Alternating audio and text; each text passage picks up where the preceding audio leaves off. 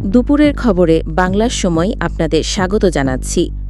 মিটফোর্ডের নৃশংস হত্যাকাণ্ডের ঘটনায় ৫ জনকে ইতোমধ্যে গ্রেপ্তার করা হয়েছে বলে জানিয়েছেন আইন উপদেষ্টা ড আসিফ নজরুল।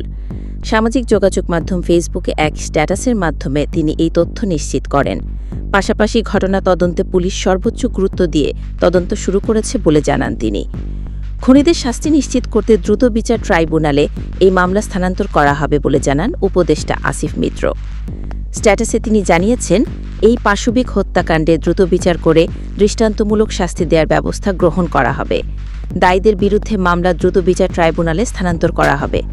দ্রুত বিচার ট্রাইব্যুনাল আইন ২০০২ এর ধারা ১০-এর অধীনে দ্রুততম সময়ের মধ্যে বিচার ব্যবস্থা করা হবে। এর আগে পুরান ঢাকার মিটফোর্ড হাসপাতালের সামনে এক ভাগাড়ি ব্যবসায়ীকে প্রকাশ্যে মাথা থেতলে হত্যার ঘটনায় ৪ জনকে গ্রেপ্তারে তথ্য দিয়েছিল পুলিশ। নৃশংস ওই হত্যাকাণ্ড এবং তার পরের ঘটনা প্রবাহের বেশ কিছু ভিডিও সামাজিক যোগাযোগ মাধ্যমে ঘুরছে। সেসব দৃশ্য দেখে শিউরে উঠছে মানুষ। তৈরি হয়েছে তীব্র ক্ষোভ। বিশ্লেষকরা মনে করছেন, অতীতের ঘটনাগুলোর বিচার না হওয়ায় একের পর এক এমন নৃশংসতা ঘটছে।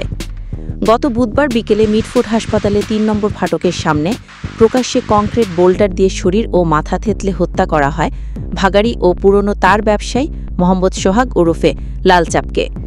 পুলিশ ও স্থানীয়রা বলছেন, ওই হত্যাকাণ্ডে যাদের অংশ নিতে দেখা গেছে এবং নেপথ্যে যাদের নাম আছে তারা সবাই পূর্বপরিচিত।